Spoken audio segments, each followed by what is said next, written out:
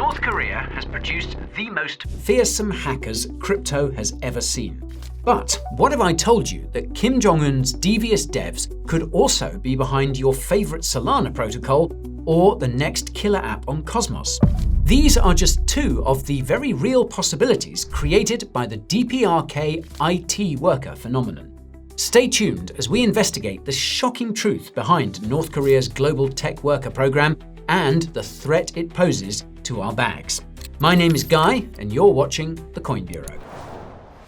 The story of Western companies inadvertently hiring North Korean IT workers has returned to the headlines in a big way recently after a renewed warning from the FBI. And since crypto is a magnet for North Korean IT workers, you just know we had to take a closer look at this.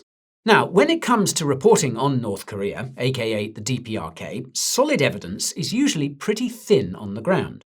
So, we were very pleased when we read the latest report from Mandiant, a subsidiary of Google specializing in cyber threat intelligence. Since 2009, Mandiant has been documenting trends in cyber threats from its incident investigations in an annual report called M-Trends.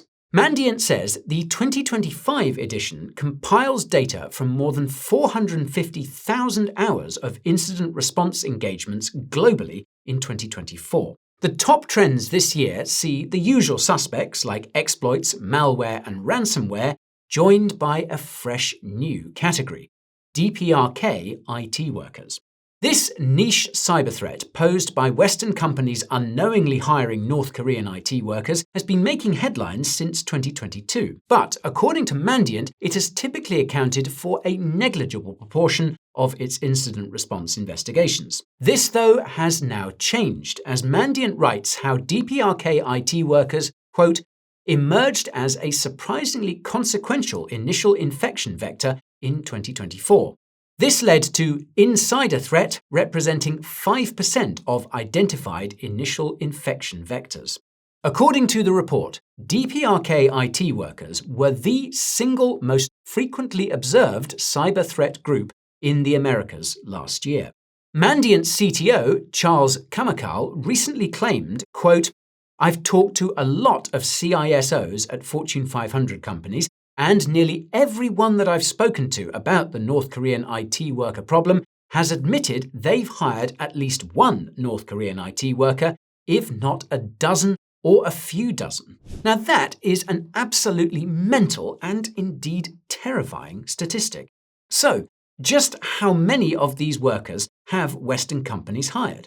Well, Mandiant estimates them to number in the thousands, but putting a precise figure on it is complicated because individuals maintain multiple online personas in order to get hired in multiple remote positions, sometimes within the same company. One suspected DPRK IT worker identified by Mandiant last year was using at least 12 personas to seek employment in the US and Europe. And last month, the US cybersecurity firm SentinelOne revealed that it had received around 1,000 job applications from DPRK IT workers. In 2023, Reuters spoke to an anonymous source who claimed to be a former worker in this program. He said that DPRK IT workers make 40 to 50 LinkedIn profiles per year in order to land a job, and freelance if they can't get hired. For example, in one case last year, a candidate for Oregon's state legislature paid a DPRK IT freelancer $2,000 to update her website. By all accounts, they did a stellar job, and she actually won her race. For the worker, though, this was just a stopgap until they got hired for at least one full-time IT job. Now, to this end, they use identities that are stolen, fabricated, or both, with CVs that boast a wide range of technical proficiency and extensive employment and educational backgrounds. Many DPRK IT workers hinder educational background checks by claiming to have studied abroad at international universities, which may be more difficult for the employer to approach for verification. Some workers have also been observed creating a social media trail to support their claims by, for example, interacting with staff at the universities they purport to have graduated from. Of course, competition for high-paid IT jobs is fierce, but DPRK IT workers apparently make for outstanding candidates. According to Mandiant, DPRK IT workers have been hired in America's financial services, telecommunications, media and entertainment, retail, and tech industries. US court documents allege that their employers have included, quote, a top 5 major television network, a Silicon Valley technology company, an aerospace and defense company, an American car manufacturer, a luxury retail store, and a US hallmark media and entertainment company. In some cases, Mandiant found multiple suspected DPRK workers hired by the same company, with some companies hiring up to 10 of them. In another case, 2 false identities were under consideration for a job in a US company, with one DPRK IT worker winning out over the other. Mandiant also observed cases of companies hiring DPRK workers on the recommendation of another already in their employ. Unfortunately, we may never know the full extent of DPRK worker hiring by Western organizations because of underreporting. Employers, quite rightly, fear the legal ramifications of paying agents of a government under heavy economic sanctions. Knowingly or unknowingly hiring one of these workers exposes them to major compliance risks. It's at the very least embarrassing for the organizations doing the hiring. On the flip side, though, it's to the credit of the DPRK's heavy investments in English and STEM education that so many of their graduates are routinely outcompeting Americans near the very top of the US job market. Maintaining a single cover identity in a foreign language must be a taxing endeavor. But to successfully juggle multiple identities, each performing its own senior tech job, is nothing short of impressive.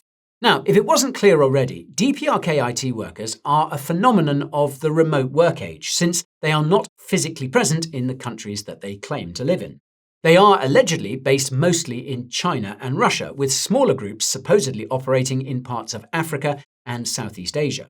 Google and OpenAI recently claimed that DPRK IT workers had been using ChatGPT and Gemini to research job opportunities and prepare applications, including generating cover letters and interview question responses, researching salaries for specific jobs, asking about jobs on LinkedIn, and obtaining information about overseas employee exchanges. But for the job seekers, the most precarious part of the hiring process is a video interview. DPRK workers have been known to avoid appearing on camera, and on occasion, they've been recorded using face-swapping filters. In one case, the company immediately spotted their very strange-looking interviewee using a filter and asked them to put their hand in front of their face. When the interviewee failed to do so, the interview was quickly terminated. Now, this technology will only improve and become more difficult to detect in the future, but for the time being, face swapping is crude and easily foiled. However, face swapping filters seem to be an edge case, and many candidates successfully pass video interviews without them. One candidate who landed a face-to-face video interview with Kraken was exposed after the suspicious interviewer started asking prying questions about the restaurants in the part of Texas he claimed to live in. In this case, Kraken had already suspected that something was amiss prior to the interview, and this may be thanks to the crypto industry's long experience with DPRK cyber threats. However, other industries, less accustomed to being targeted by the DPRK, tend to be less vigilant. And when employers are met with a candidate offering exactly what they need, they often don't suspect a thing, leading to many DPRK workers getting hired. Now, for the workers themselves, the ideal job allows them to use their own devices to connect to the corporate environment. In such cases, all they need is a VPN terminating in a Western country, and they can simply adjust their working hours to match those of the country they're supposed to be living in. The Astral VPN seems to be a particular popular choice, showing up in almost 3/4 of Mandiant's investigations. However, in the era of remote work, it's become common for organizations to provide newly hired remote workers with a corporate laptop to gain greater control and visibility over the systems that connect back to the corporate environment. Now, this might sound like a fatal gotcha moment for DPRK workers, because shipping a laptop to their real location would ring alarm bells for the employer. But this is in fact easily solved by paying so-called facilitators overseas to receive the laptops at a more agreeable address. Facilitators have been identified in the US, UK, and mainland Europe, where they can also help with receiving and cashing paychecks and showing up to in-person drugs tests. After receiving a corporate laptop, facilitators either ship it to the DPRK worker's real location or to a remote laptop farm in the country in which the employer is headquartered. These farms are run by facilitators who ensure the laptop remains active and install remote access software, providing a stable location from which network connections will be sourced. And after a DPRK IT worker aces their interview, dazzles HR, and is onboarded to a Western organization, their risk of detection drops sharply. With a VPN or laptop farm providing a network connection from within a Western country, their footprint becomes indistinguishable from that of an IT worker that isn't working for one of the world's most sinister regimes. Late last year, a US grand jury indictment against a suspected facilitator estimated that their laptop farm affected more than 300 US companies using around 70 stolen identities. And this facilitator has since been identified as Christina Chapman, an American citizen who pleaded guilty in February to conspiracy to commit wire fraud, aggravated identity theft, and conspiracy to launder monetary instruments. The scheme reportedly made around $17 million for Chapman and the DPRK. Now, the report points out that, quote, many of the suspected DPRK IT worker cases Mandiant investigated in 2024 stemmed from notifications provided to impacted organizations by law enforcement organizations. In other words, in many cases, the DPRK IT workers' employers don't suspect a thing until they get a call from the FBI. And these calls can be pretty disheartening for the employers who are told they need to let go of their star employee. Back in April, FBI Special Agent Elizabeth Pelker told an IT security conference in San Francisco, quote, I think more often than not, I get the comment of, oh, but Johnny is our best performer. Do we actually need to fire him? And this leads me to the question of what exactly DPRK workers do when they're employed by Western companies. As Mandiant observes, remote workers often gain elevated access to modify code and administer network systems, and this makes them very well positioned to perform a variety of malicious activities, including corporate espionage, intelligence gathering, and intellectual property theft. But funnily enough, there is limited evidence of them doing any such thing. And this is emphasized throughout Mandiant's report. Quote, in incident response engagements to date, North Korean IT workers have primarily functioned within the scope of their job responsibilities. The actions taken rarely, if ever, step into the category of malicious activity commonly associated with threat actors. Instead, their activity blends into legitimate network traffic almost entirely. DPRK IT workers enjoy a substantially reduced detection footprint as their day-to-day workflows are often indistinguishable from those of legitimate employees. The report concludes that, quote, the organization's DPRK IT workers target appear to align more with opportunistic targeting than with a given targeting objective. Additionally, the limited instances of direct malicious cyber activity point more towards targeting of high-paying job roles. In case after case, the strategy appears to be doing a hard day's work and collecting a monthly paycheck like everyone else. It turns out that IT jobs in the US pay so well that simply applying for and performing as many roles as possible can provide a meaningful source of revenue for the government of the DPRK. So, if it wasn't already clear, the reason the DPRK is doing this is because it needs money to continue functioning, but is shut off from all legitimate means of generating revenue by a global regime of UN and unilateral sanctions. The sanctions amount to a total ban on DPRK-related trade, investment, and financial transactions, strangling the North Korean economy. Cracks have, though, started appearing in the global sanctions regime this decade, mostly as a side effect of the worsening of relations between Western powers and Russia and China. However, this has not come anywhere near to undoing the damage done by the brutal sanctions imposed after 2016, which caused the DPRK's international trade to fall 90% by 2019. According to last year's sanctions impact assessment from South Korea's Institute for National Security Strategy, the DPRK's international trade is still a fraction of 2016 levels. The sanctions have led to persistent negative growth and worsening energy instability, with manufacturing and mining output hobbled by electricity and raw material shortages. Private loans for business financing have been falling, while those designated for living expenses are on the rise, consistent with diminished supply and demand attributed to the impact of sanctions. In other words, the DPRK's economy is in desperate trouble. And naturally, desperate times call for desperate measures, and this is how the DPRK ended up going underground, so to speak, to look for alternative sources of revenue. In the 1990s, it was counterfeit cigarettes and pharmaceuticals, and today it's patriotic STEM graduates living the American dream on behalf of Pyongyang. And if individual IT professionals juggling multiple tech jobs are able to generate a few $100,000 per year for the government through this program, well, it's a worthwhile public enterprise for the DPRK. But if you're wondering how much money this program brings in total, you're not alone, because the data is pretty thin here. Last year, a report for the UN Security Council Committee assessed the revenue generated by the estimated 100,000 overseas DPRK workers.